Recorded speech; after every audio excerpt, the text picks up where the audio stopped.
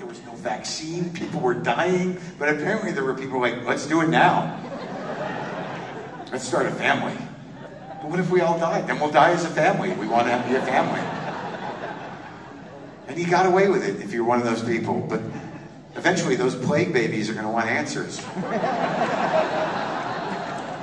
They're going to know. They're going to want to know what it's like, what it was like before they were born. And fathers are going to have to step up and be like, all right, son, you want to hear what was going on then? You're old enough. You're 5. So before you were born, there was a horrible disease spreading all over the world. Thousands, millions of people were dying. It was scary. There was no medicine. There was no vaccine. It was scary. And no one could go outside. Your mother and I were in the house for a long time.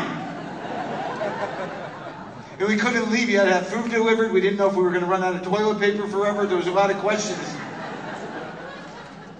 Sometimes you would go out just to get the fuck out of the house. Sorry, just to get out of the house.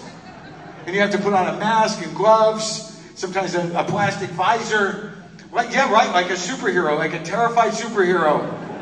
Going to get some vegetables. Or another bag of flour. Because your mom kept baking bread. Like, she's not even a baker, but it was like we were running a bakery, and it was just the two of us were the customers. A lot of bread. 2 or 3 loaves a day. Sometimes she'd walk into the living room and go, I don't think this one came out, but we can still eat it, I think. And I would have to eat it some because I didn't want to hurt her feelings because we were just the two of us. There was no escaping. And then there was puzzles. She started getting puzzles mailed. We're doing puzzles. I didn't even like puzzles. We're watching movies 2 or 3 times, and then she started drinking wine. And then things got weird. They just got weird. I think we both realized at some point during it, before the vaccine even, that we didn't really love each other. And I was Zooming with a lady from work, but there was nothing anyone could do. And we're drinking, and we're eating bread, and we're doing puzzles. And I don't know, one day I just kicked over the puzzle because I was so mad at something.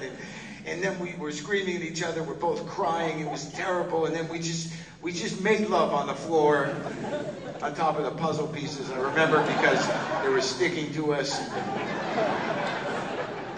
We didn't know what else to do. Anyway, that's when you were conceived. Oh shit, I think she's here. Do you have all your stuff? Do you have all your stuff?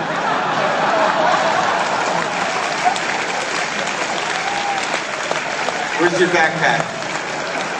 Is your iPad in the backpack? Well, hurry up. She's walking. I don't want to talk to her. Get out there before she gets to the door. No, it's fine. Just don't say anything about what we talked about. I love you. I love you. I'll see you in 2 weeks. That's a one-man show called Plague Baby, which will be running in repertory with Voices from the Future, Marc Maron's Cottage, A Prayer for the Dead.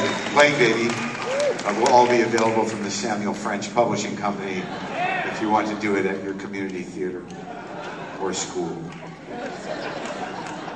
It will be in 1 volume, Evening of One Acts by Marc Maron.